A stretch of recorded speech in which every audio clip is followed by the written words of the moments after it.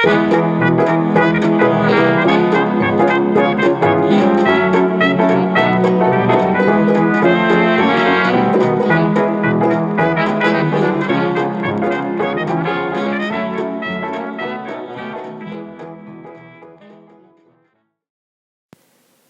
You at the House, Betty Stories, a collection of family memories, written by Elizabeth Ford McKenney, read by Amy Kamer. Howdy, my name is Amy Kamer, and welcome to the audiobook of See You at the House, Betty Stories by Elizabeth Ford McKenney. This collection is a tangle of short yarns, true stories, and beloved remembrances written by my maternal grandmother. Since I always called Betty Nana, I'll be referring to her as Nana throughout the rest of this introduction. My Nana was born in 1930 and passed away at the age of 85 on May 30th, 2015. As I record this audiobook, it's been precisely 10 years since Nana passed away. 10 years since we had to say, see you later. Because, for anyone who has put their faith in Jesus, as my Nana did, there's no such thing as goodbye forever. Oh, Nana, even with the hope of heaven and seeing her again awaiting me, I have struggled mightily to know how to express what's in my heart when I think of her. Because my Nana was a lady of great juxtapositions. She showed unusual courage in some scenarios, such as following my grandfather Poppy to the medical mission field in some of the roughest nations in the world, Haiti and Sudan, and yet was often paralyzed by anxiety at home over any and every situation. Nana, who I knew loved us, especially from her letters, was so reserved in person that we didn't get to experience the cuddly, indulgent, smothering grandmotherly love that many people do. But she did love us dearly. One way I know this is she once saved me from a terrible fall at a painful and embarrassing cost to herself. I was just a toddler, and I had clambered into one of the many rocking chairs in their cabin. I had stood up and was facing the wrong direction so I could rock the chair violently and go for a real ride. Nana noticed my shenanigans just in time, and just as the rocking chair began to fall backwards, Nana dove to catch me. She did catch me, and her nose caught the chair. The impact, I'm told, gave her the most colossal twin black eyes for some time after that, medals of grandmotherly love and valor. I know Nana loved me, and all of us grandchildren. It just often felt like a different kind of love.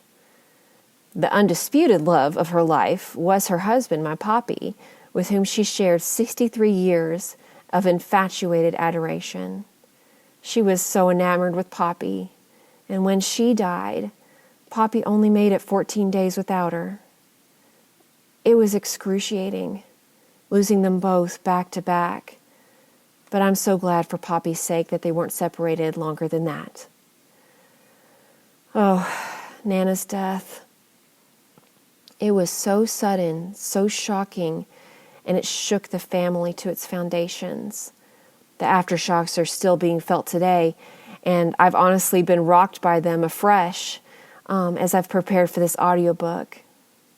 I labored over if I wanted to talk about how Nana died, but in the end, for this format, I decided to keep the veil of privacy over the details. The Lord knows, my family knows, and in the end, a person's life is measured so much more by how they lived it than by the circumstances of how it ended. The most important thing about Nana is demonstrated by her lifelong favorite song. We sang it at her funeral, and it's a memory that's etched into my mind. Her favorite song was Jesus Loves Me. Nana loved the Lord, and He loved her.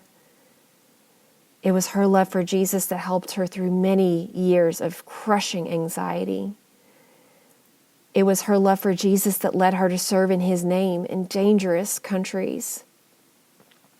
It was her love for Jesus that sustained her through the unimaginable pain of seeing 3 generations of her descendants pass away before her. Her son John, her son-in-law Gary, her grandson Timothy, and her great-granddaughter Sadie. Nana loved Jesus, and he loved her.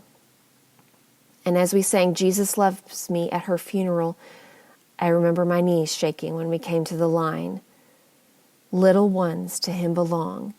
They are weak, but he is strong." Waves of grief rolled over me, and not just for Nana, because 2 days before Nana died, I had miscarried our first precious baby, another great-grandchild lost. And it broke her heart. Oh, how weak and in need of saving I felt in that moment. And being reminded of the great love Jesus had for Nana and each of us was exactly what we needed in that moment. Revisiting Nana's family stories in advance of the anniversary of her death has been a really healing thing for me. It's reminded me of who she was, revealed sides of her I never knew, and I hope they'll have the same effect on you. I'm thankful to share them here with you. I hope they're a blessing to you and that this format can give my Nana's words a better chance of being remembered. And if you stay tuned to the very end, you can also enjoy a closing written and read by my mother, Mary Ford McKenney Fallhaber, who, as you remember, was Nana's daughter and knew her much longer and better than myself. And before we dive in, as usual, I do have 2 items of housekeeping to address with you. First, as I am an amateur audio recording artist, I will stumble, bumble, and fumble along the way, and I hope you'll have grace for me.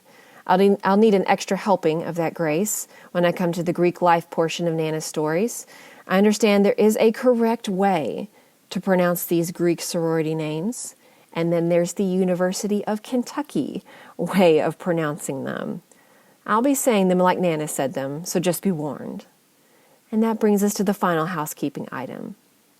There are old-timey words Nana used in her writing that at the time she used them were the loving, polite, and neighborly terms for the folks in her life. Terms like colored and Indian that sound so rude to our modern ears were completely acceptable in polite society at the time she wrote them. Because Nana loved Jesus, she loved all people thoroughly and without condition. She lived a much more integrated life than her peers, and she would be horrified to know that some people today could be hurt by her words that she used to describe her friends and neighbors. That's the inherent danger of language. It evolves at a breakneck speed. So all we can just do is the best that we can to love people well with our language and give grace to those who came before us, looking at the full context of how they lived their lives to determine their character, not just in the words that they used. And even so, I fully acknowledge that if my inclusion of reading these terms as Nana wrote them hurts any of you dear listeners, I truly apologize.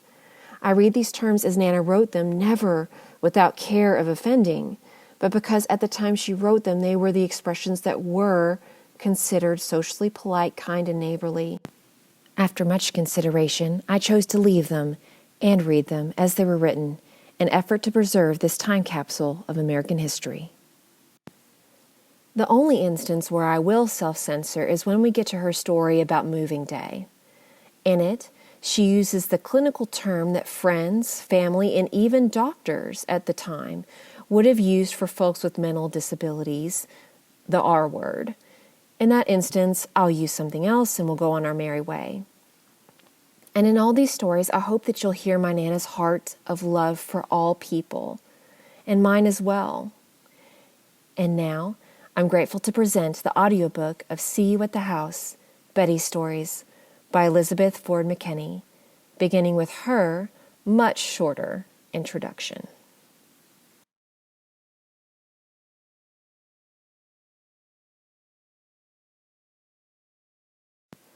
"But you have to write an introduction," said my husband Jerry. He is the real author in the family, so I guess he knows. Actually, I just wanted to set down some of my memories and remembrances before they slip away forever. I truly believe that at least one person in each generation of a family should pass on family stories and add to them. Right now, journaling is becoming popular in our culture, and I wish I did more of that through the years. I did write daily about the trips our immediate family took, but that was all. Perhaps you will do better. Even as a child, I enjoyed listening to elderly people reminisce. I think that was the beginning of my love of history. Knowing about one's own ancestors makes history really come alive. From my ancestors, I received a very large inheritance, not in money, but in faith in the Lord, a work ethic, and belief in strong family values. With these, I have been blessed. Now to the stories. In no way have I tried to write even a small book. These are just some of the memories I have. At this writing, I am 72 years old, but very active and still enjoying life. This too was modeled for me by my parents. Still, I feel the need to set down as many thoughts as possible while I still can.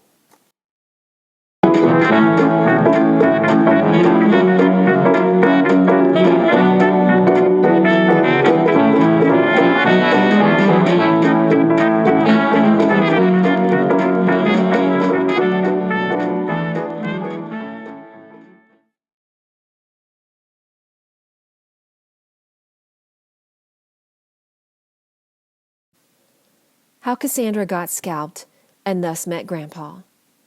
This story was written by a distant relation, Howard Hardaway, but it was included in Nana's writings.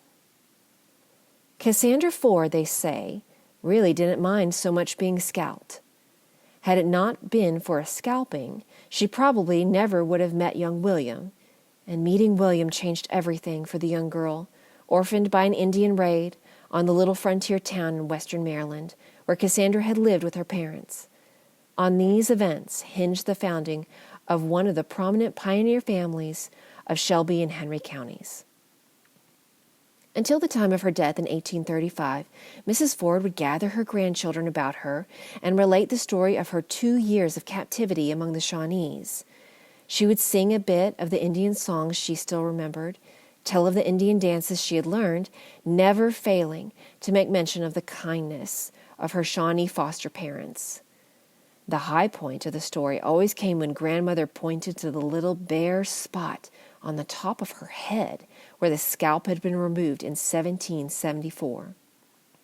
The story was written down in 1890 by William Thomas Ford, great-great-grandson of Cassandra, as related to him by aged neighbors who had, as children, heard Mrs. Ford give the account of her experiences.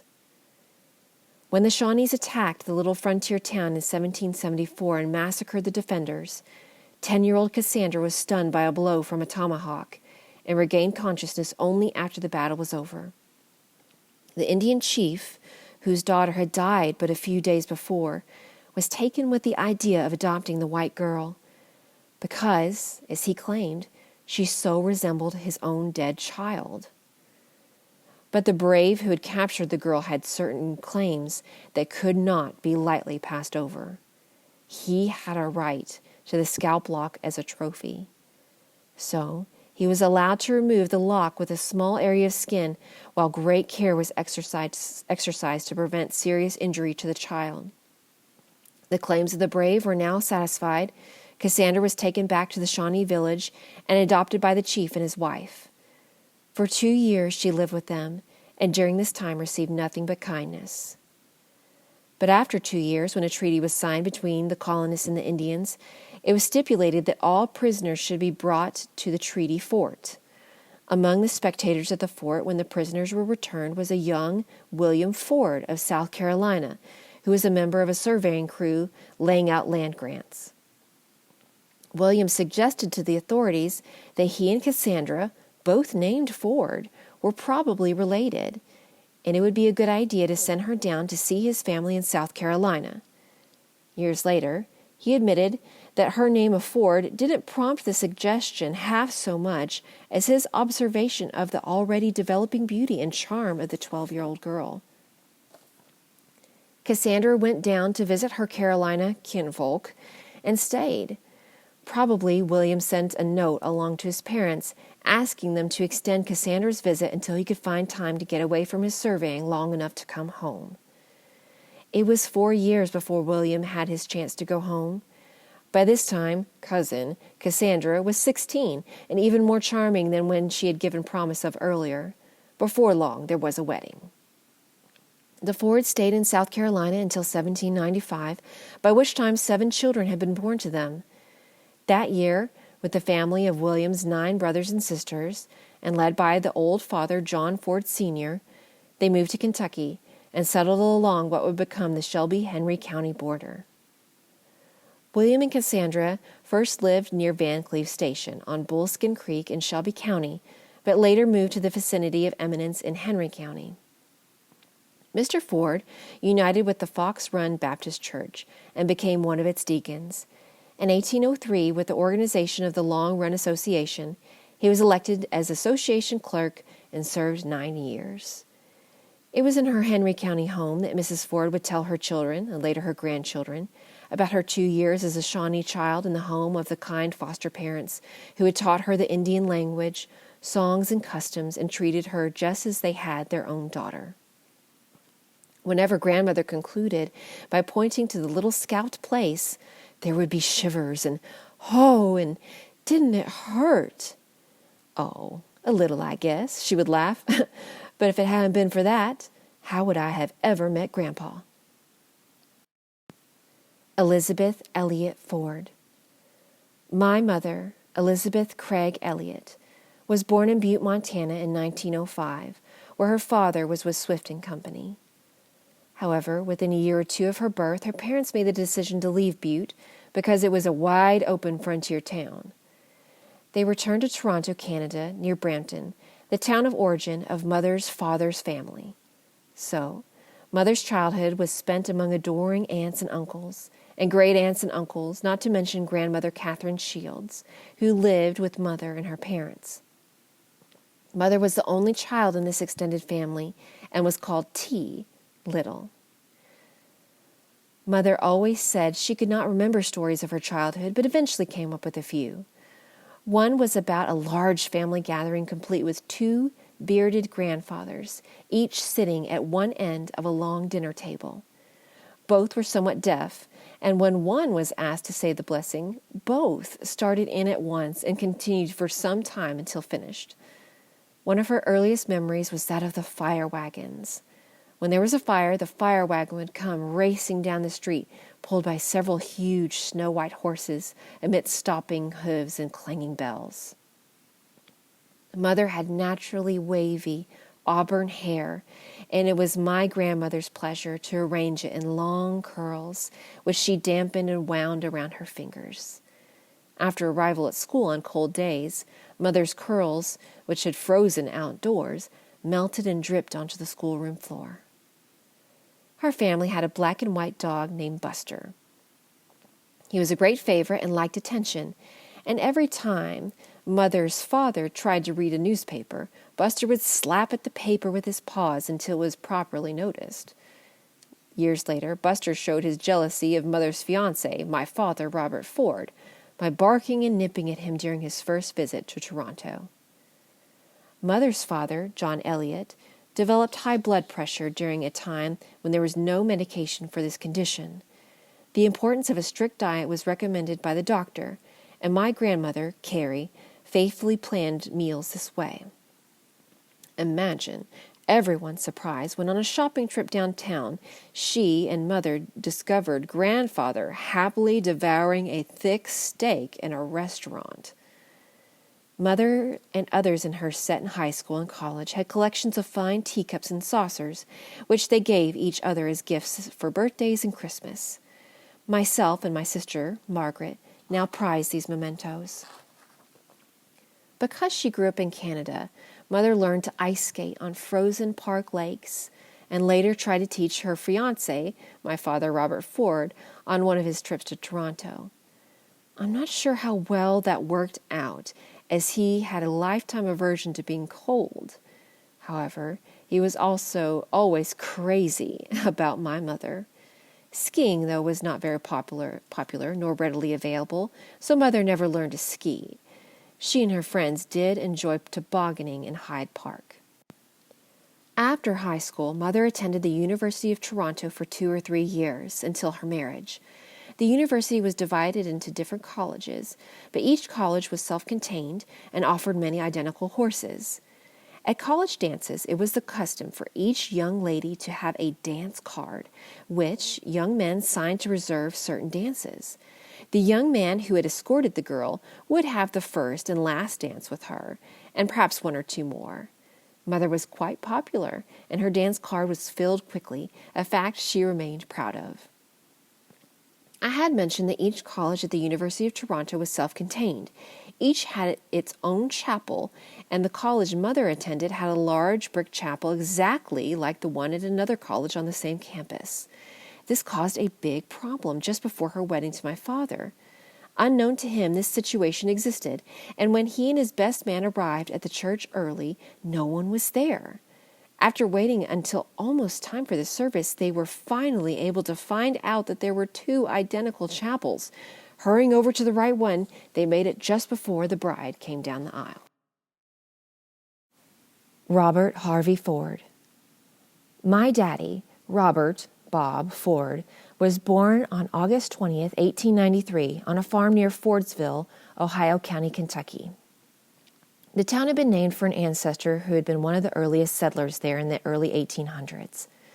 The comfortable 2-story farmhouse was set in the midst of large shade trees and was home to Daddy's parents and 2 brothers and sisters, as well as Daddy, the middle child. He was always called Robert by his parents, and then Rob by siblings and friends, then Bob as an adult. When Daddy was about 1.5 or 2 years old, there had been an extra big dinner, perhaps Thanksgiving. All the adults left the table, and when the ladies returned for the dishes, they found little Rob happily sitting in the meat and gravy platter. He loved the taste of butter and took copious helpings of the home-churned stuff at every opportunity. However, his eyes were bigger than his stomach, and he had acquired the habit of wasting butter on his plate. Wasting food was not acceptable, so one day his parents told him, "Robert, you may take all the butter you want, but you must eat all you take." At the next meal, Rob happily piled a huge glob of butter on his plate, so much so that at the end of the meal he had a good amount left. His mother kept her word, and little Rob had to eat every last morsel. He lived for about 65 years after this event, but never again put butter on his bread.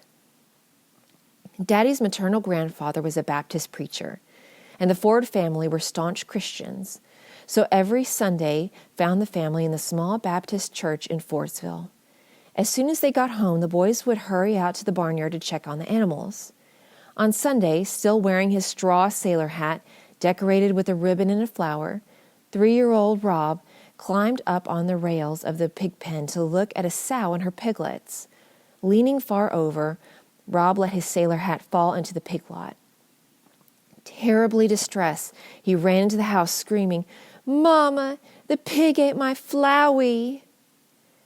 The only source of water for the Ford family was a spring, which was some distance from the house. Since none of the children was old enough to carry water, their mother, Mattie Bruner Ford, had to go for water several times a day. Since there were 5 children in the family, usually there was a crawling baby who would either have to be carried or left in the house. To solve the problem, Grandmother Mattie would put the baby's gown tail under the bedpost. It now had some freedom of movement without getting into danger. I thought this harsh until I had my own children.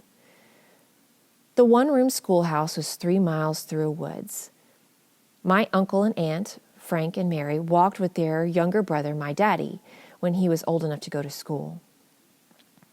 Once, Daddy's mother was in the process of giving him a rare whipping when he decided to whip her. She grabbed the whip, and he received a real blistering, which he said he knew he deserved. And that was the end of trying to whip his mother.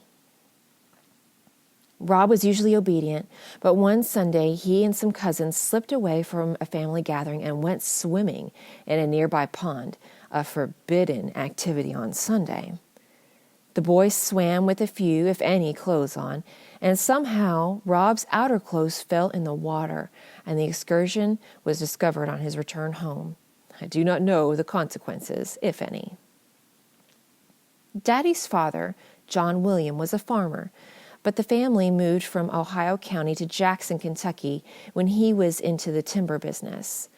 This move occurred when Daddy was about 7 years old. Later, he helped with the dangerous job of moving huge logs down the Big Sandy River to the sawmill. This was accomplished by standing on a log or several lashed together and riding the logs downstream. As a young man, Daddy became interested in photography, an interest he enjoyed all of his life and which was useful in his work. One day, he decided to climb to the top of a water tower, the better to photograph the surrounding countryside. He managed to climb to the top, but was, for a time, frozen with fear of descending. Finally, he was able to climb down the tower. His relating this story to me was an example of his willingness to share experiences which might not have been complimentary. Other stories were just as interesting. Even as a child, I was interested in my father's stories, constantly badgering him to tell me about when you were a little boy. He would always oblige, and these stories launched me into a lifelong interest in history. In 1917, when the U.S. entered World War I, Daddy and his brothers volunteered for service. Daddy was sent to Texas, where he was a mechanic in the Army Air Force. One day, during a rest time, he was sleeping under a tree when he heard a noise. Further investigation revealed a rattlesnake. Daddy always felt he had a narrow escape. A lifetime burden of shyness was exacerbated when he had to give a talk in the Army. He stumbled through the ordeal and then was very much impressed with the young man who gave the next talk. Robert wished he could have had the poise of this soldier. After the presentation, the soldier came over and told Daddy he was impressed with his talk and wished he could overcome his own shyness. This experience convinced Daddy that many others are also shy, and he overcame his own problem almost instantly. After the war, Daddy and his high school best friend, Garnet McKenney, who, incidentally, later became my father-in-law when I married his son Jerry. Well, the two of them entered the University of Kentucky, graduating in agriculture. While there, Daddy waited on tables and did other work to pay his expenses. He was a member of the Agricultural Honorary Fraternity and a member of Alpha Gamma Rho Social Fraternity. The Agricultural Extension Service was in its infancy when Daddy became a county agricultural agent in the early 1920s. These agents were to work with farmers, explaining new techniques from land-grant universities. Upon graduating from UK, Daddy was assigned to McLean County, Kentucky. In those days, roads were mostly dirt, and it was necessary for him to get about by horseback and sometimes muleback. Daddy and Mother met when she was visiting an aunt in Ashland, Kentucky, and he was boarding next door and working as an insurance agent. As was the custom then, young people would gather at someone's home and talk and sing around a piano. This evening, Daddy and Mother were sitting on some steps talking when promptly at 10 p.m., he disappeared upstairs and didn't return. At the time, Mother thought this very rude, but got used to it in their marriage. Used to his always going to bed at 10 o'clock during all the years of their marriage. Another potential problem evaporated. He was 11 years older than she, but each thought the other closer to their age, and by the time the matter was discussed, they were too interested in each other for it to be a problem. Insofar as myself and Margaret knew, the age difference was never apparent because Daddy was so young in heart and appearance. I'm going to write about a situation in which Daddy played a lead part, but which he never bragged about. It was told me by someone who knew about it. When Charles Onan's father died suddenly in the early 1940s, he left a widow, 4 young children, and a farm. The local bank advised Mrs. Onan to sell the farm, but Daddy recommended she hold on to it, and he continued to advise and help for several years. That farm stayed in the family and became the nucleus for a large enterprise, besides supporting the children until their maturity. My father was always kind and helpful to others. He never swore, except for a rare heck. Someone did tell me that the only time they ever heard him use an ugly word was in reference to the University of Tennessee football team, and since I wasn't there, I don't know if he was joking or really meant it. There is an old story about post-Civil War days in the Ford family. Not wealthy plantation owners, but middle-class farmers, the family had owned at least 2 slaves, a man and a woman. After the war, the couple chose to stay with the family, no doubt because of good treatment. This bore out by the fact that when they became elderly, they lived in a room in the house with the Fords so that the feeble wife could more easily get into the bathroom that had recently been installed. And, as was sometimes the custom, at least one slave was buried in the Ford family cemetery in the nearby woods. In today's world, it is difficult to imagine the accepted division of the races in the South prior to the 1940s. Blacks, we call them colored, the polite term, went to Dunbar High School after a segregated elementary school and lived in a different area of town, and although allowed in the movie house in our small town, sat in the balcony. For the most part, they had their own churches. However, some whose family had been taken to the white Catholic churches as slaves still attended, but sat in the balcony. Of course, blacks did not go to the white restaurants or inns. As a child, I never questioned any of this, but my sister and I were taught to be kind to all. I remember somehow being impressed by my father's behavior the times I accompanied him to Boxtown to make 4-H plans with Professor Timberlake, the principal of Dunbar High School. As soon as we would drive up to his house, Professor Timberlake would meet us at his yard gate, and I would sense with what respect my dad would talk to him. He often mentioned what a fine man the professor was. I remember, too, later hearing Dad say how gratified he was that a black man owned his own farm in Union County, near the Henderson County line. Jerry and I both invited the black maids of our families to our wedding, an unusual situation back then. They came, but they sat in the balcony. Elizabeth Catherine Ford McKenney. I was born in Louisville, Kentucky on January 26, 1930, to Elizabeth Elliott Ford and Robert Bob Ford. When I was 3 years old, the family moved to Lexington, Kentucky. My first memory was of an event that year, Christmas 1933. It was the annual children's party at Calvary Baptist Church. The sanctuary was crowded with families and extremely warm since the steam radiators were hissing as they discharged waves of heat. That noise and the rustle of tissue paper made an impression that has lasted for over 65 years. Then there were the smells, fruit, mainly oranges, that were in each child's sack. Most of all, there were the excitement and warm feelings, and Jesus Loves Me, the first song I learned. I had wonderful parents and loved both, but I was definitely a daddy's girl as a child, perhaps because he was part of the interesting outside world.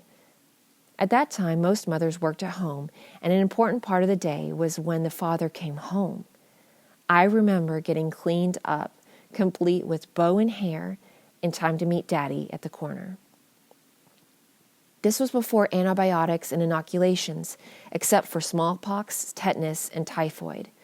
My sister, Margaret, and I both had whooping cough, and she later had scarlet fever. School had just dismissed for the summer, and as was the law, the entire household was quarantined for a month or so.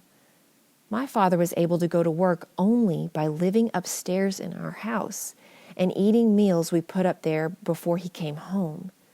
Margaret was quite sick. but I am afraid I was mostly concerned about not getting to play with my friends. When I was about 6 years old, the family rented a house on the outskirts of Lexington, Kentucky. Behind the backyard was a dairy farm which was leased to the Barnum and Bailey Circus. What an exciting time it was to watch the pasture transformed. Lion cages were parked just beyond our fence, roustabout scurrying about, and elephants pulling on ropes which lifted the huge canvas tent used for the performance. My father, Bob Ford, took me over for a closer look into the performance that afternoon. I remember the grand march of performers and animals, especially the pretty ladies riding on elephants. But the best part of the day was having the real circus set up over the backyard fence. Mine and my husband Jerry's families were typical of middle-class Americans prior to World War II, in that they didn't own a home, but rented. Jerry moved 13 times, and myself 7 or 8 times, mostly to rent up when more suitable homes could be found. When Jerry was a teen, his family built a home, and my parents bought a house when I was a young adult. When I was about 5 years old, a neighborhood girl wanted to teach me how to write. All went well until we reached the number 8, and I just could not make it properly. I remember making 2 circles, one on top of the other, and knowing it was not the real way. My family moved to Morganfield, Kentucky in 1938 when I was 9 years old. The big old house on South Morgan Street had very tall windows, so my mother and grandmother made drapes for the entire house.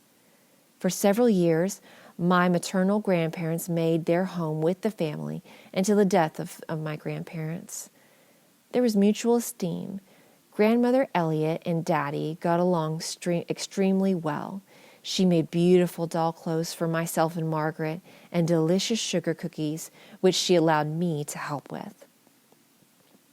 Occasional visits to Lexington were a treat, although there were no interstate or parkway highways to shorten the trip. But the introduction of car heaters shortly after this made winter trips much more comfortable. There was a tiny park across the street from the home of the Ford grandparents, with swings, a push merry-go-round, and monkey bars, complete with hand walkers. I remember trying to do my homework on top of the bars. The main problem was that the books kept falling.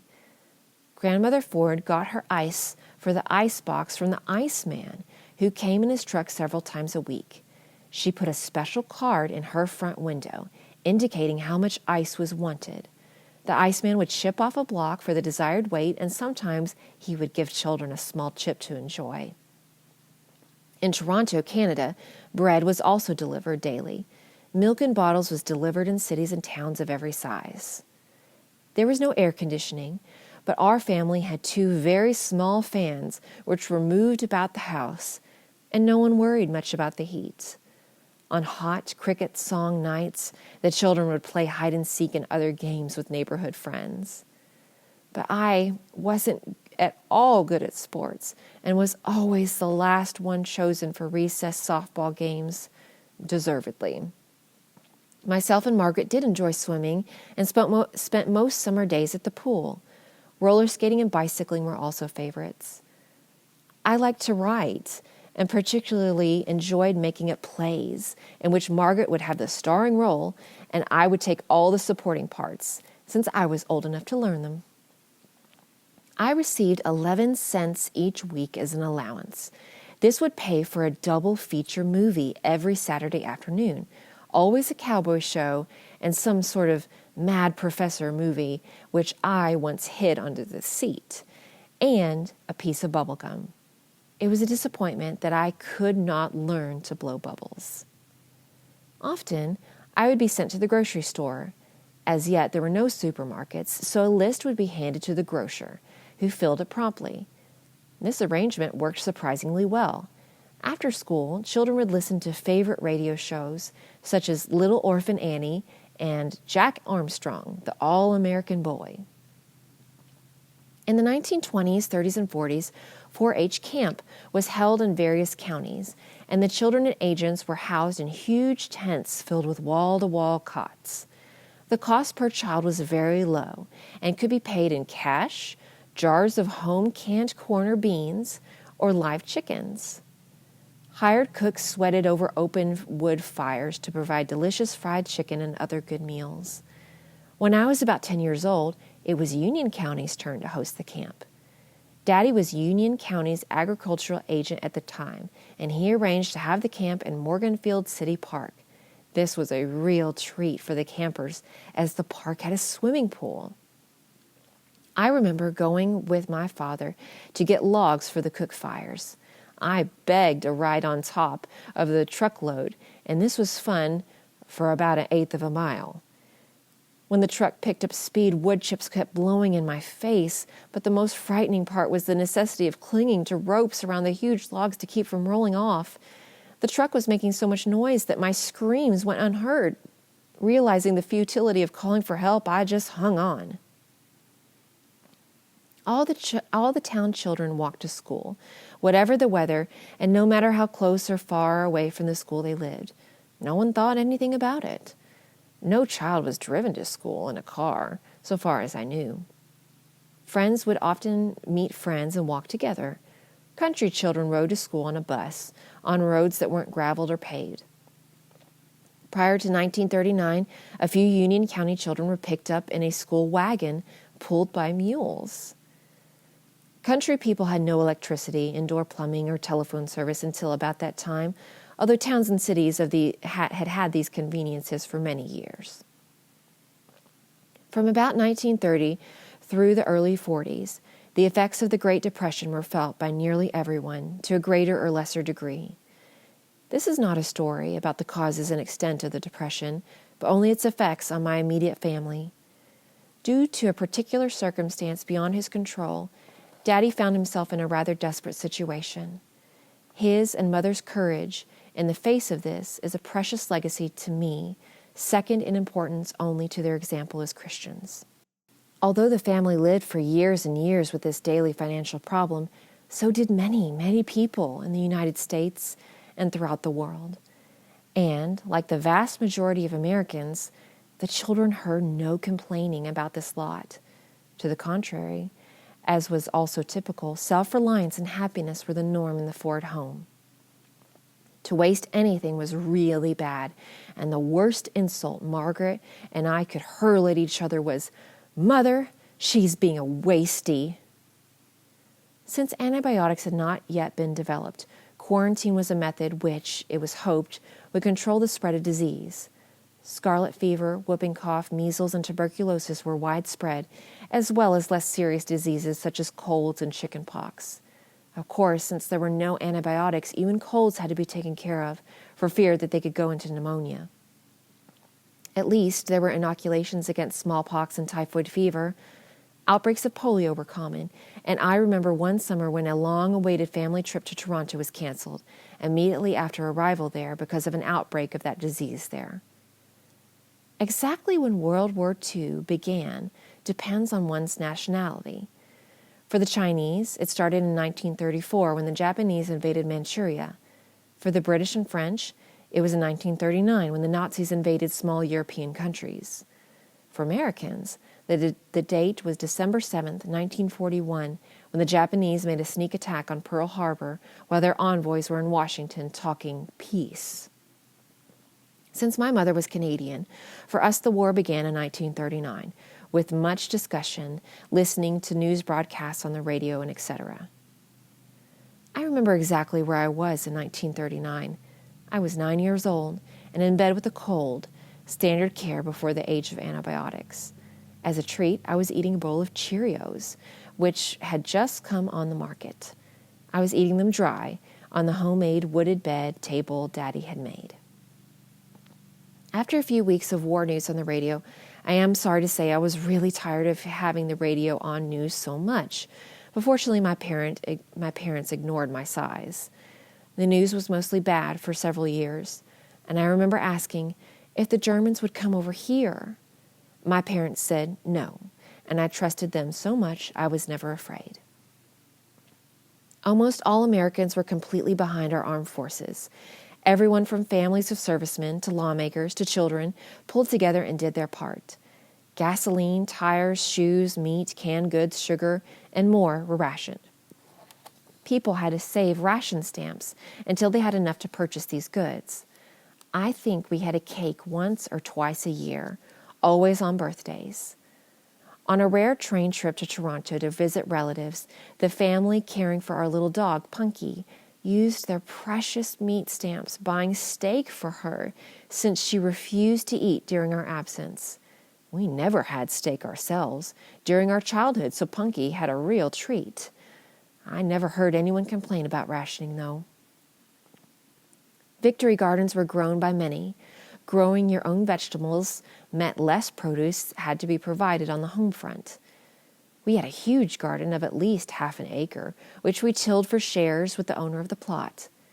Dad worked in a garden almost every afternoon after office hours, and my sister and I helped. I particularly remember the bumper crop of tomatoes we always had, and the canning of quarts and quarts of tomato juice.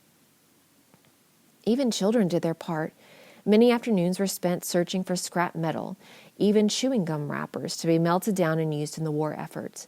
However, my contributions paled in comparison with that of the comic strip character Little Orphan Annie, who found an abandoned locomotive hidden in a clump of very tall weeds. We collected coats for our allies, the Russians, pulling a wagon up and down sidewalks in our neighborhood. School children went in a bus to collect milkweed pods for use in filling life preservers. Every child was given a long grass sack to fill. I was very proud to have picked the very most milkweed pods that day. Of course, no prize was given, nor expected. We felt glad to have helped in these little ways.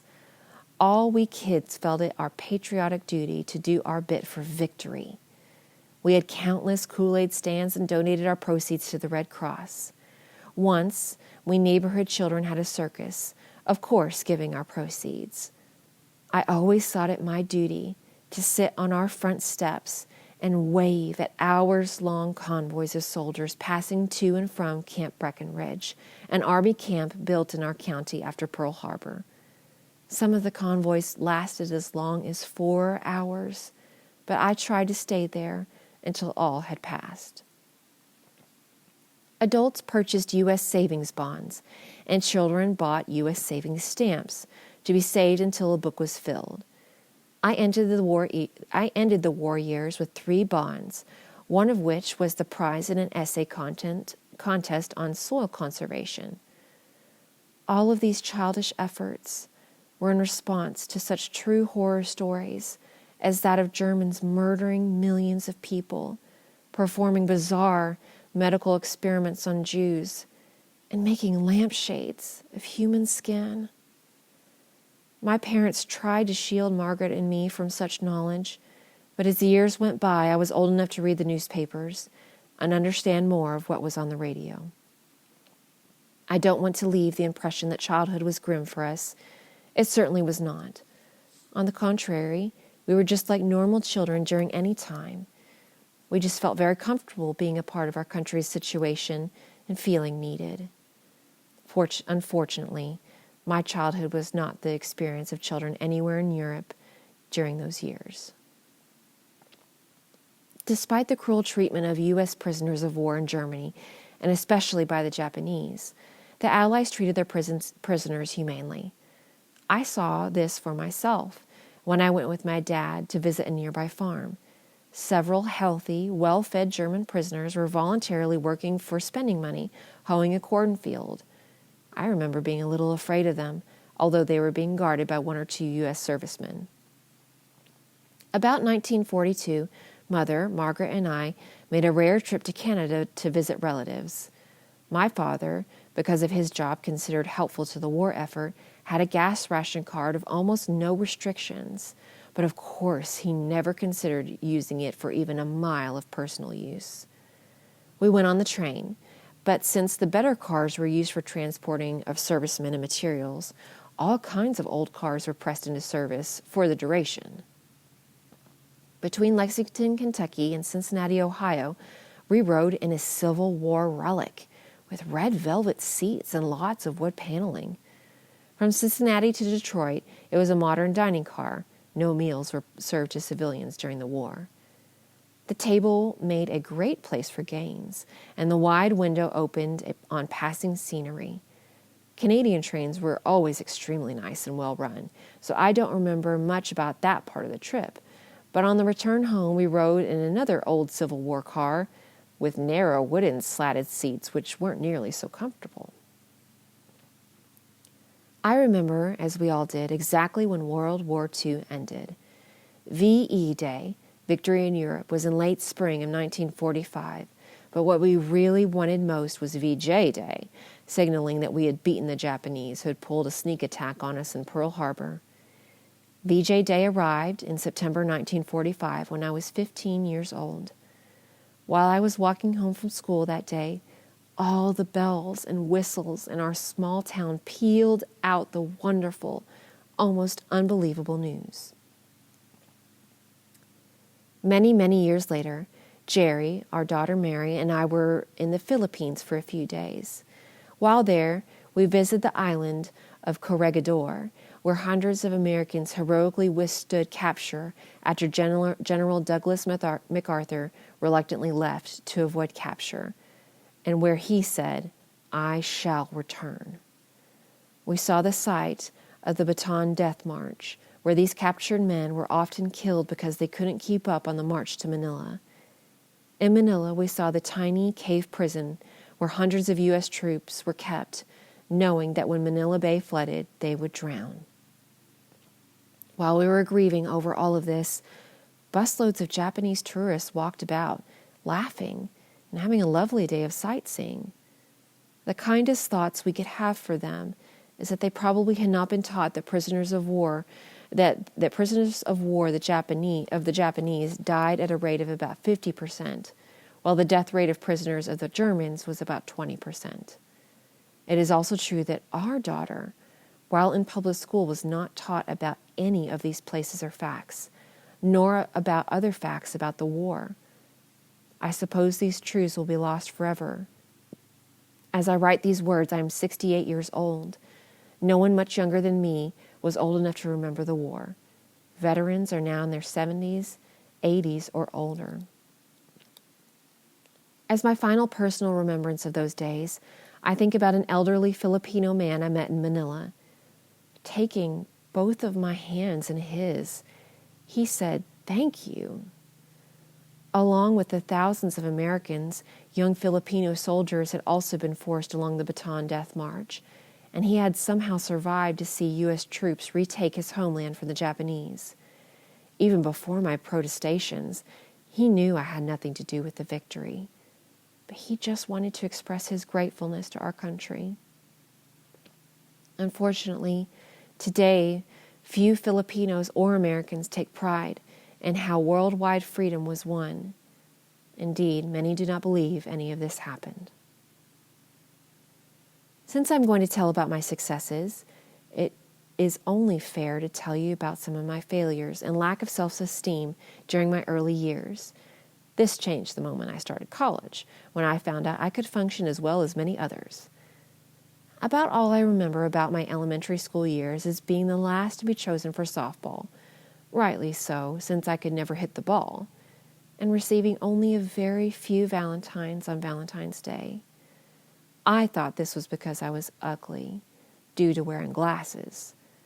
I'm sure the glasses didn't help, but my shyness was probably the main reason. I stopped wearing the glasses during high school and was actually invited to the prom by a boy in the class ahead of me. Of course, this required buying a formal, as we called our dresses. After much searching, my mother and me, I chose a pale blue gown with short sleeves, a modest sweetheart neckline, tiny bow at the neckline of the satin top, and net skirt. When I pinned the white carnation corsage on, I felt like a princess for the first time in my life.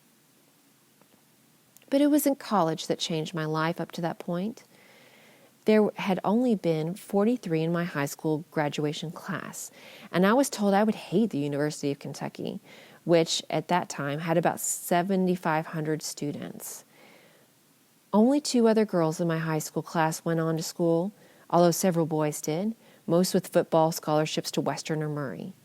But I loved the excitement, academia, and absolutely everything else about the university, although at times a little shyness would appear.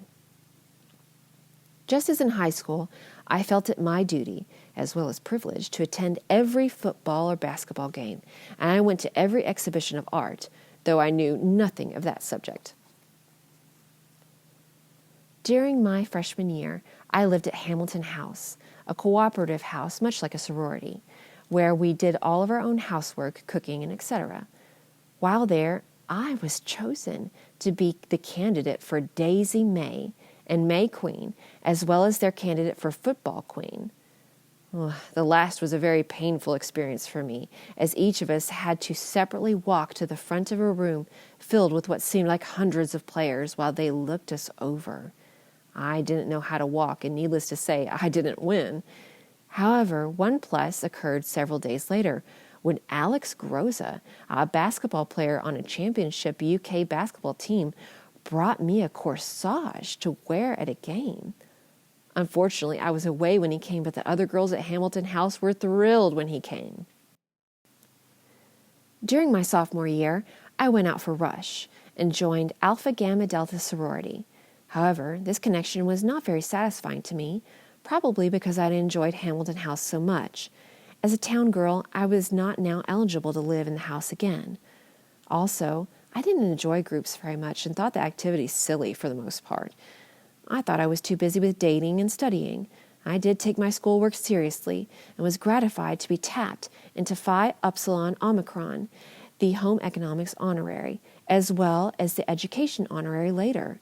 I had no idea that my standing was good enough to merit any awards, so I didn't even go to the presentations. Instead, I went with a date to see the Harlem Globetrotters play basketball in Louisville. My parents, who did attend, accepted my award for me. It was a white Bible.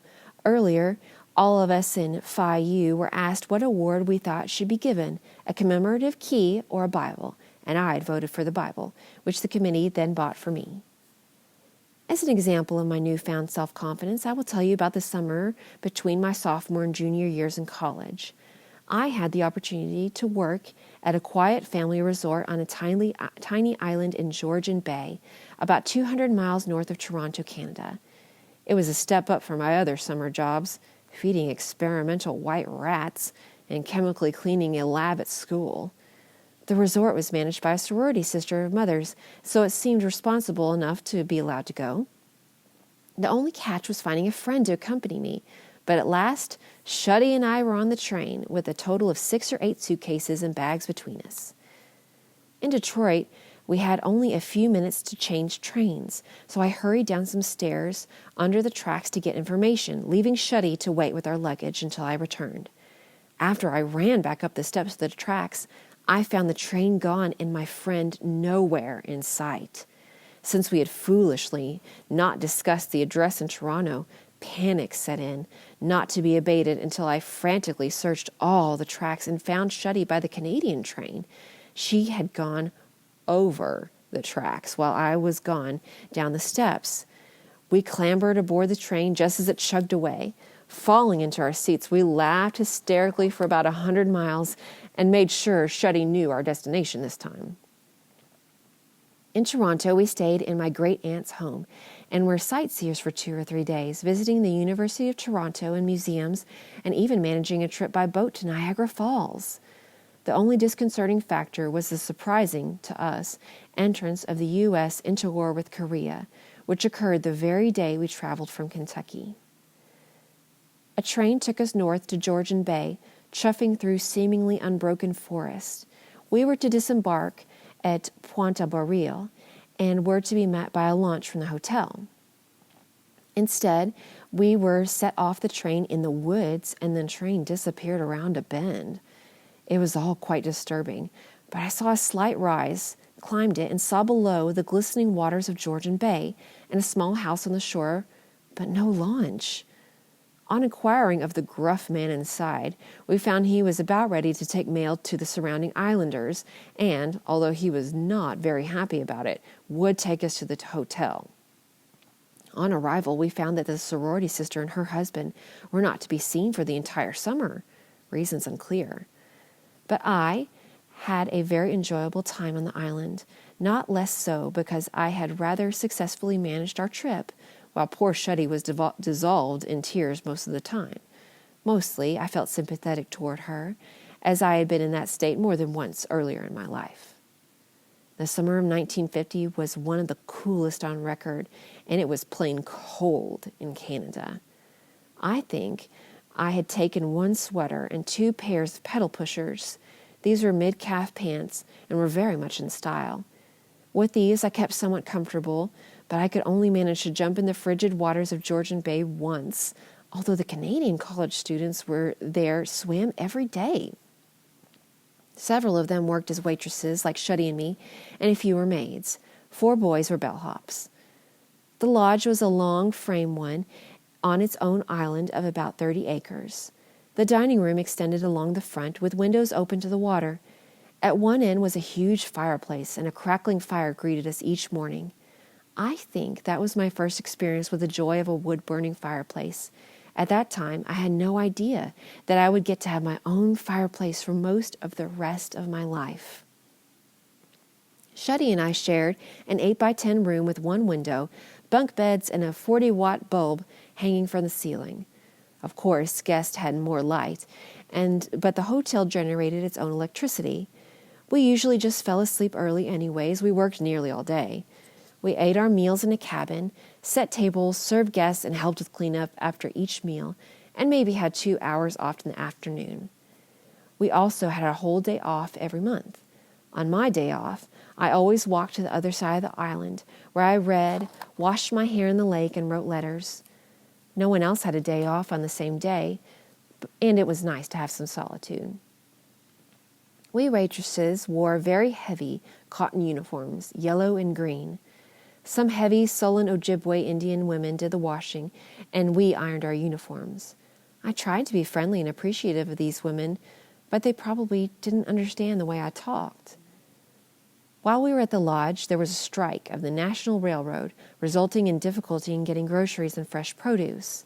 Somehow, the hotel already had a great deal of Brussels sprouts, so the workers were fed this delicacy once or twice a day for 2 or 3 weeks. It would be a funny story if I could say I have hated them ever since, but that isn't true. I like them about as much as I ever did, which wasn't much. Another result of the train strike was some concern about how Shuddy and I were going to get home. As far as we knew, the railway was the only way out of this wilderness. Of course, Shuddy knew even less than I did, and I didn't have a clue. To this day, I don't know who helped us figure it out, but on the proper day, we were put on the launch in the rain, deposited at a real town where we were able to catch a bus to Toronto. Toronto presented a bit of a problem, since in our absence my great-aunt had been hospitalized. I knew this before we left the lodge, and I decided we could spend a night or 2 at the YMCA in the city, as I felt that would be a safe place. But another waitress heard of our plight, and her parents kindly took us in and sent us on our way back to Kentucky. What with one thing and another, I think I grew up a lot that summer. I felt very, very adult. Jerry. I don't know how much I will write about my husband, Jerry. I just know that I am 72 years old as I write this, and it seems to me he is just as attractive and interesting as he was when I first met him. Of course, he is as intelligent and as much fun. I love to see him throw his head back and laugh. Actually, I don't remember when we first met. He says his family came over to see mine when I was about 6 or 7 and living in Lexington.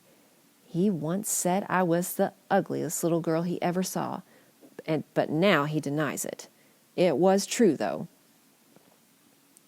The next time we saw each other was when he had just returned from the service and was halfway through UK.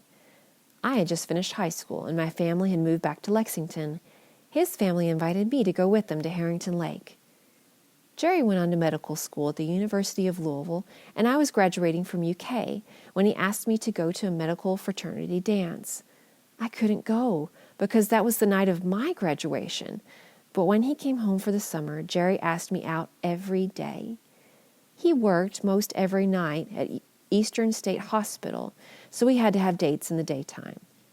Every day, we played tennis, my first experience, and then would share a large limeade. Every weekend, we would go dancing. Jerry would tip the waiter, and we would eat cake and drink coffee and dance for hours. I was very impressed with Jerry's maturity and self-confidence. He needed to save his money for school expenses and was very creative in ways to have a good time together. Occasionally, we would play cards with another couple, and of course, we always went to church together. In spite of all this, I was really surprised when Jerry asked me to marry him. I never did know what he was thinking. Our wedding and honeymoon.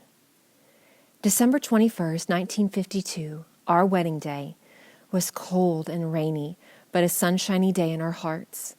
Somewhere I had read that a bride should begin her wedding day by sleeping late and breakfasting alone, so I followed that pattern, disappointing my family, I'm sure. Since I'd never slept really late in all my life, that part was hard for me to achieve, but I lay in bed until about 8 a.m. I had designed my wedding dress and shopped for the fabric in Louisville. It was made by a lady who sewed such gowns. For my trousseau, I also had someone make a red wool dress and a party dress of green taffeta.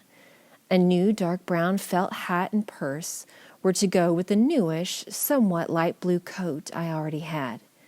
These additions, together with my college clothes, saw me through the 1.5 years of Jerry's medical school and practice of internship, plus a year or so of getting started in practice. On our wedding day, though, I had forgotten that I would need a wrap to go over my dress, so Margaret's white evening jacket was hurriedly borrowed.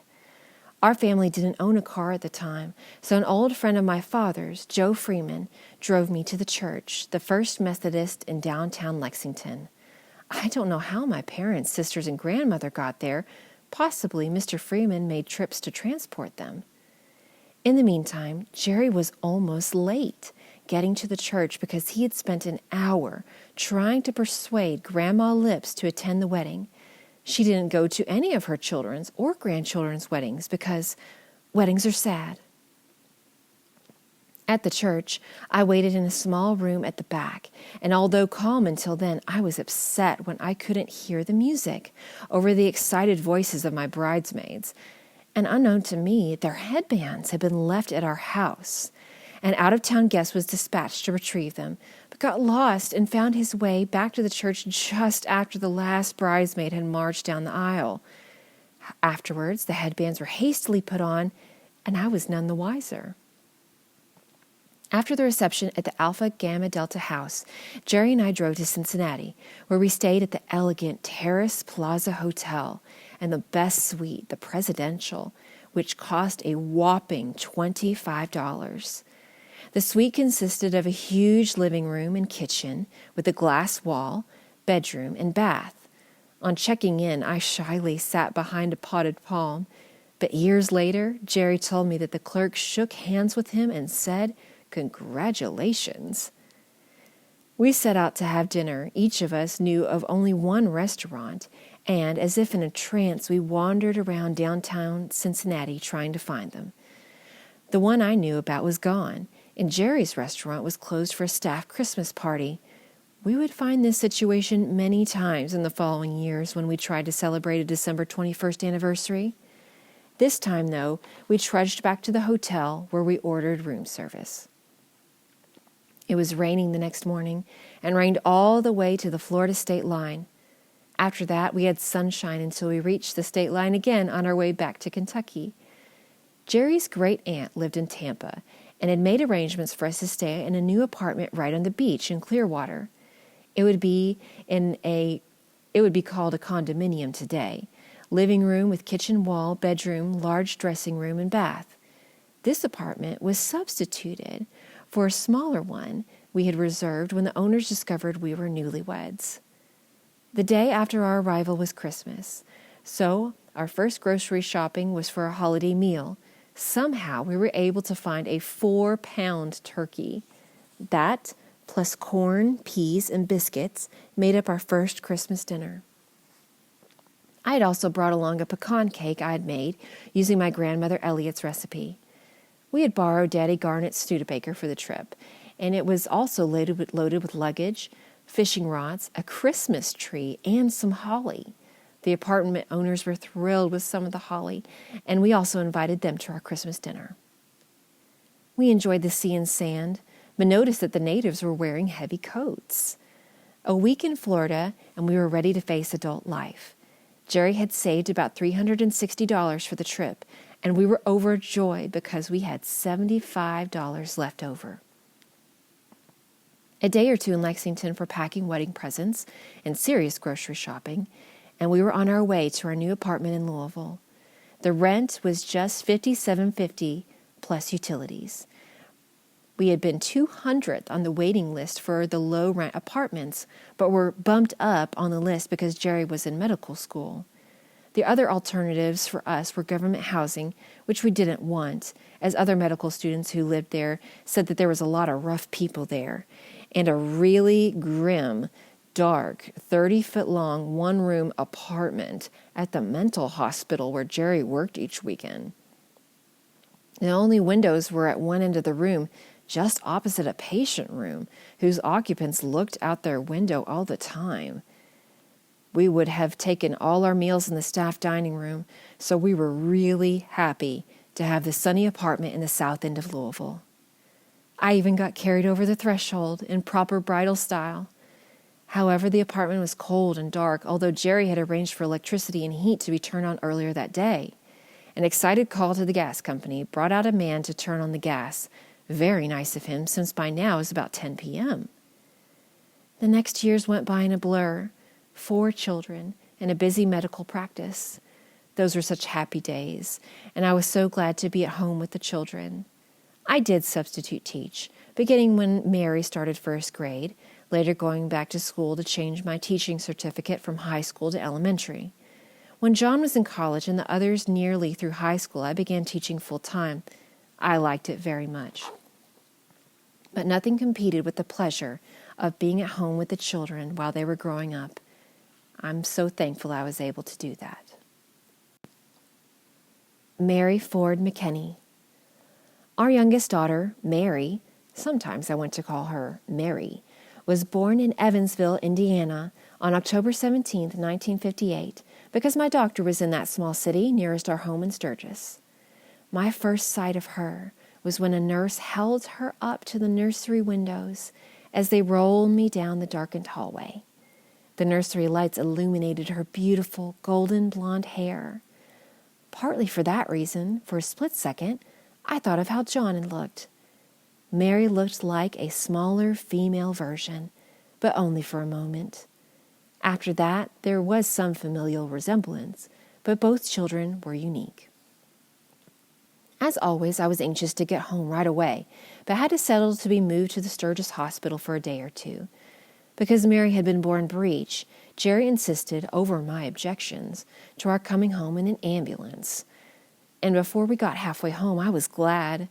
My dad rode back with us, while Mother cared for Jane and John, and Jerry worked.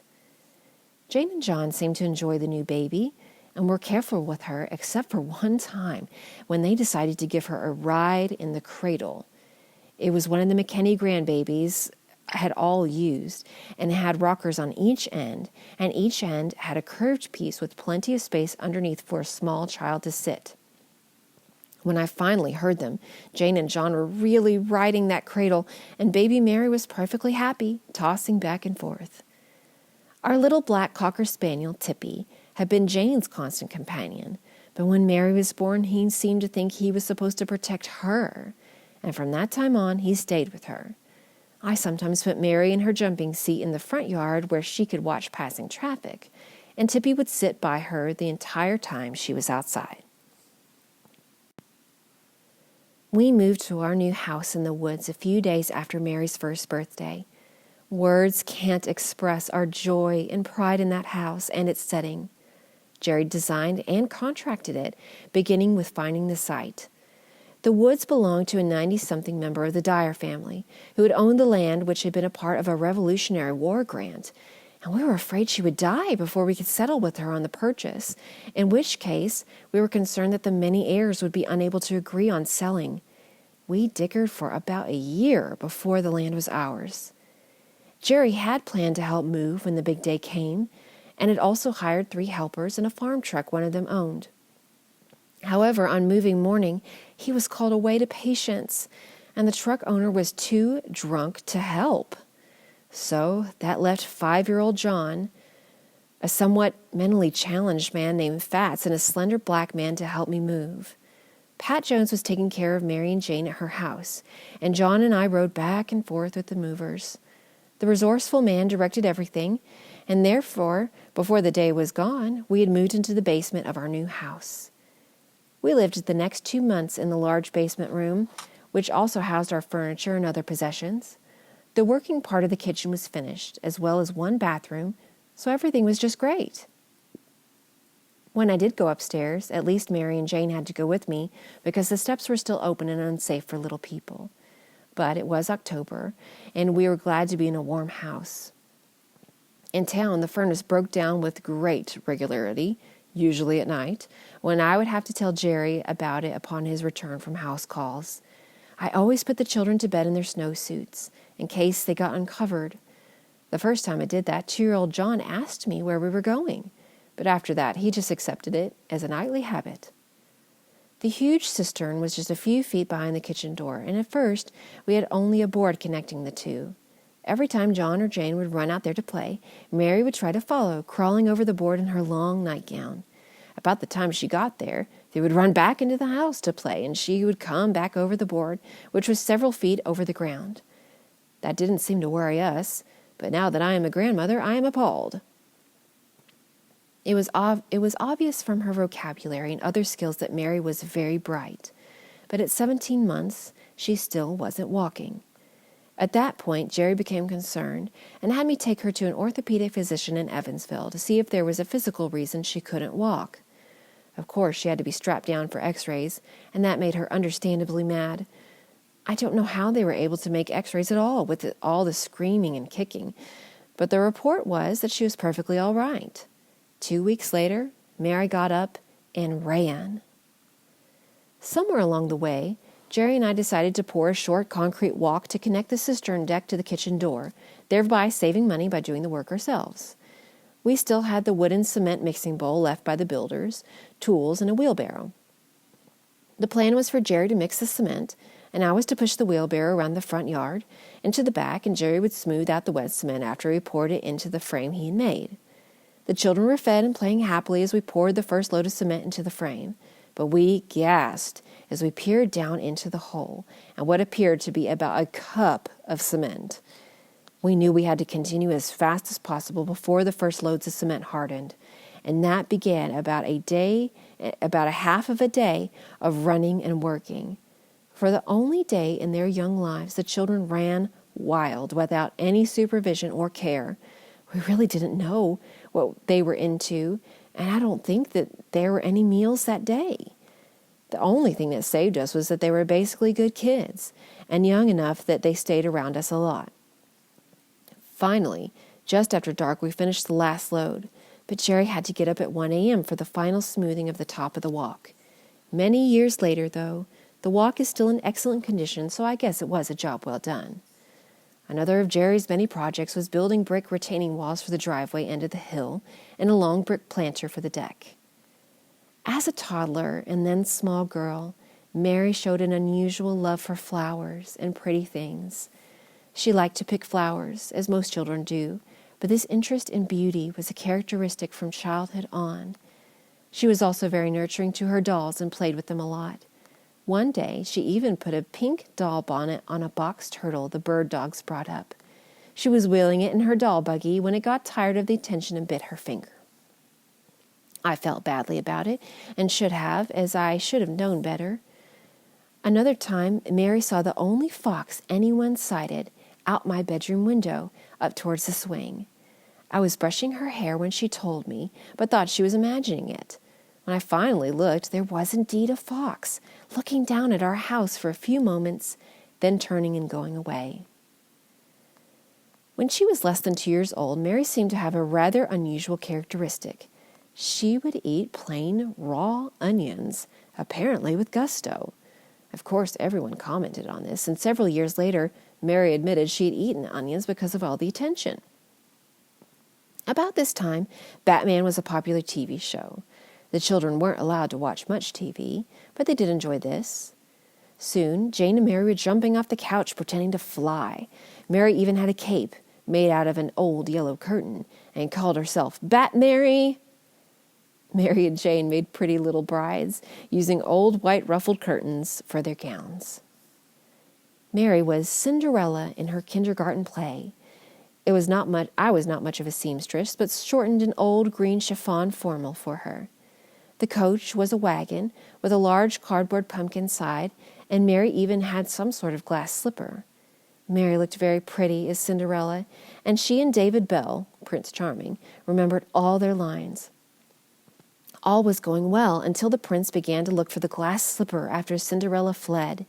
He kept asking where the slipper could be, when it flew from the wings across the stage and ended with a thump at his feet. Mary suddenly realized she'd forgotten to drop the slipper before fleeing, and she solved the problem by pitching it from behind the curtains. Her dad and I just convulsed with laughter, but the show went on. I can still see Mary and Jane going off to school, carrying their red plaid book bags. Of course, they both wore dresses to school, often with colored tights if it was cold. Halfway through her first grade year, Mary contracted hepatitis. We never knew how. Her teacher sent home books, and Mary was wonderfully patient about not walking. She didn't walk for 6 weeks. I carried her some, tried pulling her in the little wagon, and went back to carrying. Of course, we tried to keep things for her to do within reach.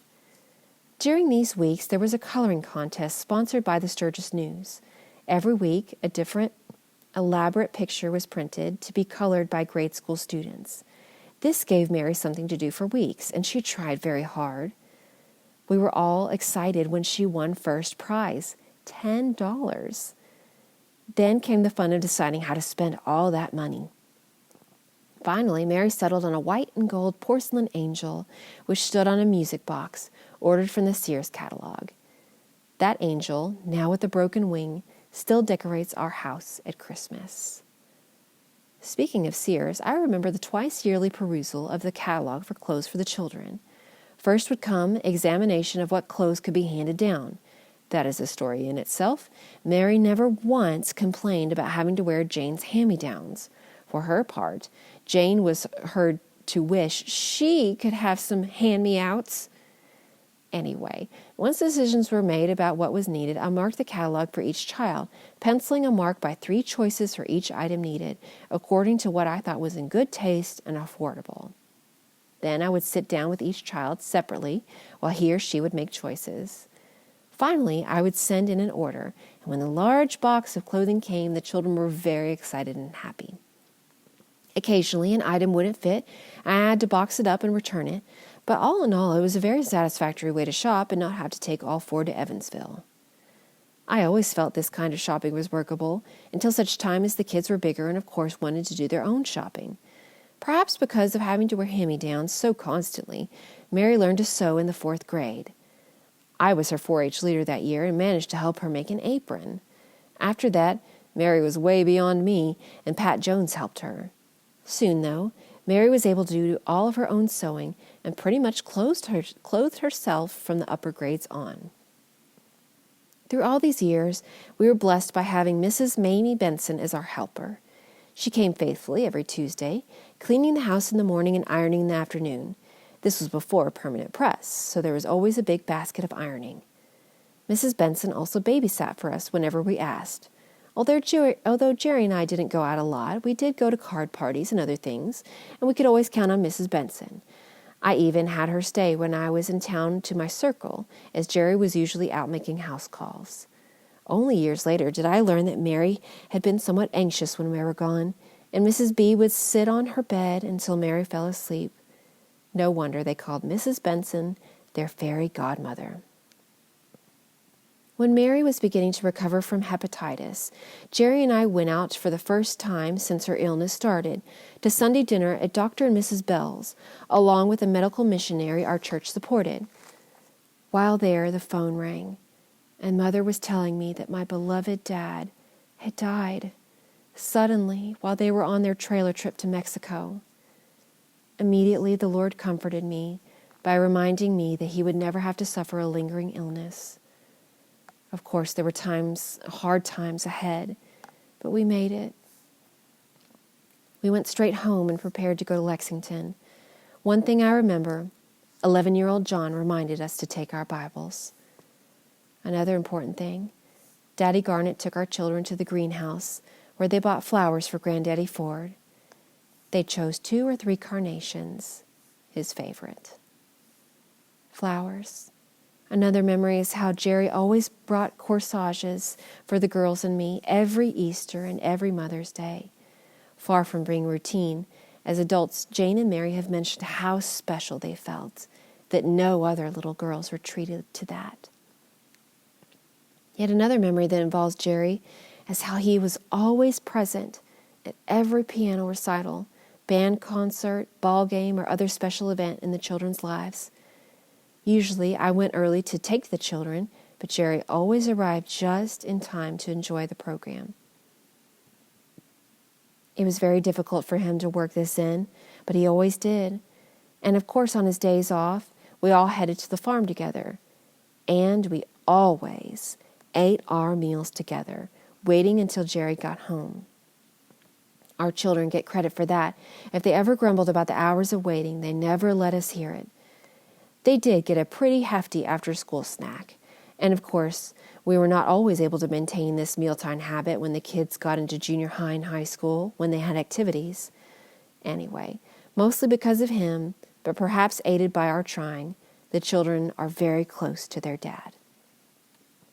As an example of Jerry's devotion, I will tell you about a scary time when Mary was in the 4th or 5th grade. She had been plagued by repeated bouts of bladder infection, in spite of examination by a specialist and other investigations. This was before the advent of sonograms and CAT scans. Just before our annual after-Christmas trip to Lexington, Jerry discovered a mass and made an appointment with a pediatric surgeon in Lexington. Jerry didn't tell me of his worries until the morning of the appointment, and it was a terrible morning, of course. On the way to the doctor's office, I nervously asked Mary if she knew where we were going, and in a sweet little voice she said, "Going for ice cream?" Even now I weep when I think about it. We were too late to go for ice cream and went on. The surgeon was so nice. He asked Mary to guess how many children he had. It turned out to be 17. He made us feel better by saying he thought Mary's problem was benign. Next day, Mary wanted to decorate her hospital room with New Year's streamers, which we did somehow. And then the surgery. We had been told it would last about 45 minutes, but after an hour and a half, I was turning to jelly when the surgeon came to us, carrying a grapefruit-sized mass on a plate of some kind and smiling from ear to ear. Oh, how thankful we were and how happy. I can't find any more words for that. That night, New Year's Eve, Mary was still dozing and Jerry sat up all evening, pulling a chair next to Mary's and not taking his eyes off of her face. He insisted I try to sleep in a bed in the room, and I did get a little rest. I tried to sleep because Jerry, Jane, and John needed to leave for home the next morning. Mary never did notice the New Year's streamers anymore, but we did have a very sweet few days. I don't think she was allowed to be in any pain, and the surgeon came in with residents to see Mary. They were interested in the congenital benign tumor, very rare, that had been her problem all along. Of course, I was only too happy for these visitors to come, as it didn't seem to bother Mary. She and I tried watching TV, but the funny shows made her laugh and hurt. The sad ones made her sad, and that left only game shows. So I began to read to Mary. We started on Little Women, which sounded safe. But when we got to the part about the girls being shut up in the wall bed, I let the words come out of my mouth before I realized they were funny. James Elliott McKenney. When John was 9, Jane was 7, and Mary was 5, Jerry and I went to go get Jim, our youngest son, whom we adopted. This was after over a year of house visits to us by a social worker or two, and a lot of waiting. They never did tell us if we passed or failed, at least not during those months, and I kept the house as clean and tidy as I could, finally deciding that our long driveway looked unkempt. So, of course, I kept cutting the weeds up and down both sides with a sickle. To my eye, more and more weeds seemed to sprout up overnight. But at last we received word that we were accepted, and we left the 3 children with Mrs. Benson for a day or two while we were gone. Each of our children had made Jim a gift to welcome him and were quite anxious for us to return. When we did, it took a while for Jim to begin to understand such a big change. He cried for Poopa, and the first thing we had to do was figure out who Poopa was. Since Jim had a stuffed dog with him, we just knew we had solved that problem, but Jim just cried harder for Poopa. We carried in all of his belongings and showed him the room he would share with John when he caught sight of a pacifier on a very dirty string and yelled, "Poopa," as he popped it in his mouth. Of course, we let him have that pacifier for quite some time. After a few months, we tried losing Poopa, but when Jim still needed it, we found it until he was able to give Poopa up without difficulty. The first night in his new home, Jim slept with John, and I don't remember how long that lasted. Because of their ages, Jim and Mary became good friends, and since Jane and Mary were already playmates, usually the 3 of them ran around together. One rather interesting thing was how much Jim looked like Daddy Garnet when they were the same age. Jim was a handsome little boy. When he came, though, he stuttered very badly and also had trouble with nearly all beginning consonants. We decided to wait to see if he would outgrow these problems, especially being careful not to hurry him when he was talking or remark about the stuttering. Jerry and I really didn't know how to help Jim more, but when he approached school age, we had to do more. We were advised to take him to the Rehabilitation Center in Evansville. I took Jim just once every week, and the resource person there would work with him and have me find pictures with words beginning with a certain consonant for his scrapbook. We'd practice the words every day and review the old ones. It was just amazing how quickly he learned how to make the sounds. In just a few months, he had greatly improved, and even the stuttering just disappeared. It was really a success story. Living in the woods. It was a dream come true to Jerry and me to be able to build a house of our own design right in the woods we wanted, just 3 miles from Sturgis, so Jerry could conveniently get to the office and hospital. There are so many memories of those years. A garden down near a pond, sledding down the steep driveway when it was covered with snow, ice skating on a neighbor's pond. Winters really were colder in the 1960s, and of course we only skated on very, very shallow ponds with water depth that the children could walk to the bank if the ice broke up. Always, though, we mothers would test the ice first and of course stay to skate. Once, when it had thawed some, we wanted one more skating time, and I walked out into the ice and promptly fell in. The water only came partway up to my waist, and it was cold. I was laughing so hard that when Dottie O'Nan walked out to help me, I couldn't make her hear me, and so she fell in too. What we didn't know then was that Charles and Bill Wadlington saw it all from the barn and had a good laugh too. At risk of being repetitive, I had to say, in all these years, Jerry and I have never gotten over the wonder of getting to live in these woods near a nice small town and in the state of Kentucky. Maybe it was because we both moved so much as children, but to get to stay in one place so long is truly such a blessing. The changing seasons make it all so very beautiful, but fall is my favorite. I love the colorful leaves, the smell of wood smoke, just everything. Jerry's favorite is spring, and of course that is especially pretty here with all the wildflowers and redbud and dogwood trees. We don't really know how our own children felt about growing up here, and it didn't occur to us to ask. I do remember when Mary's little friend, Alice Wicks, got scared when she was spending the night, we had to take her home. I hope you've been blessed by this recording of See You at the House, Betty's stories. Revisiting them has really been a healing experience for me. I'm thankful for this chance to preserve them in this audiobook. I believe, as Nana did, that every family should have at least one family historian.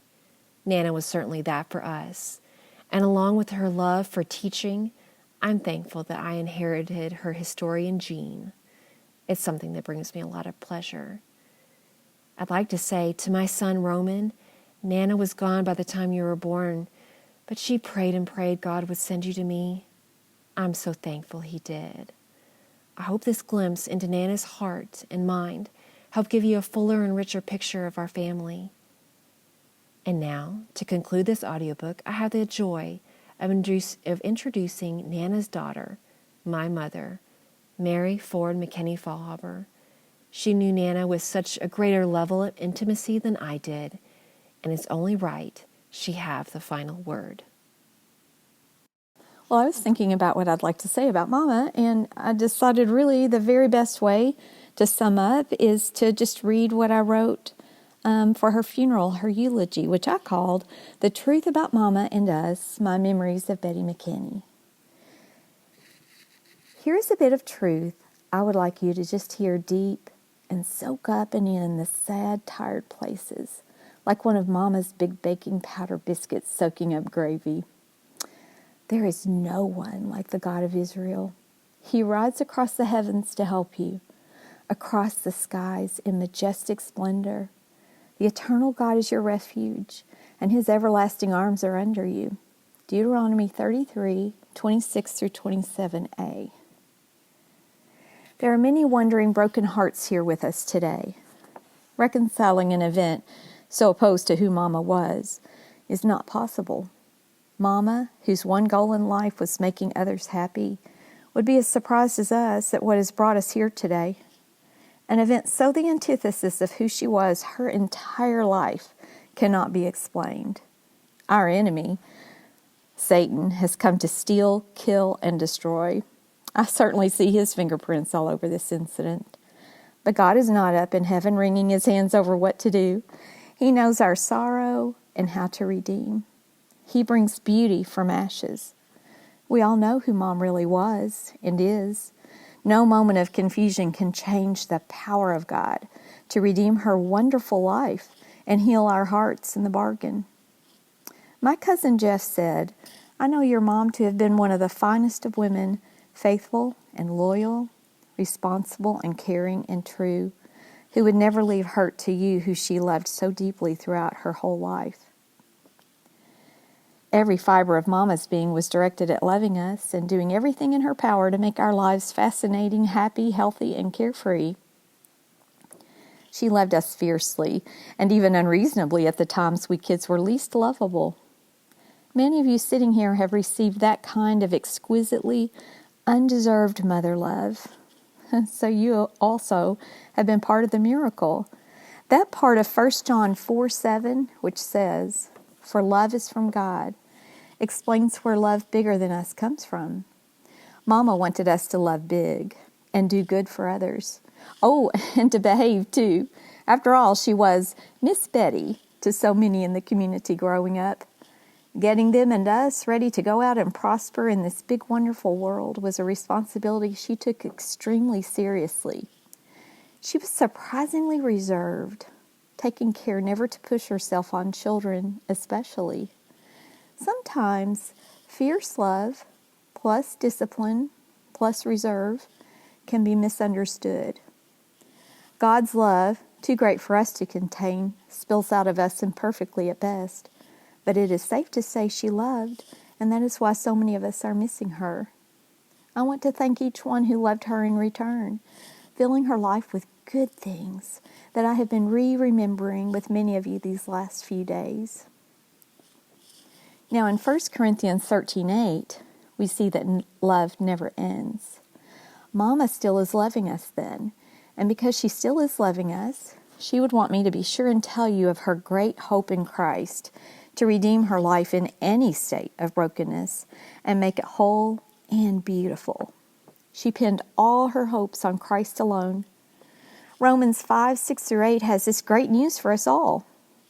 When we were utterly helpless, Christ came at just the right time and died for us sinners. Now, most people would not be willing to die for an upright person, though someone might perhaps be willing to die for a person who is especially good. But God showed His great love for us by sending Christ to die for us while we were still sinners. That, my sweet family and friends, is the one lasting thing I can give you today. When I see each of you hurting and would give all I have to love all your tears away, I can give you this: God's love to do all I would like to do for you myself. That sure hope brings sweet relief to me. Now, every single person in this room must surely know who my mama adored most. Dad lit up every moment of Mama's life. Her particular focus was pouring energy into Daddy's comfort and happiness. In pictures of her, we can pick out the ones taken by Daddy. He brought a particular radiance out of her so enchanting to see.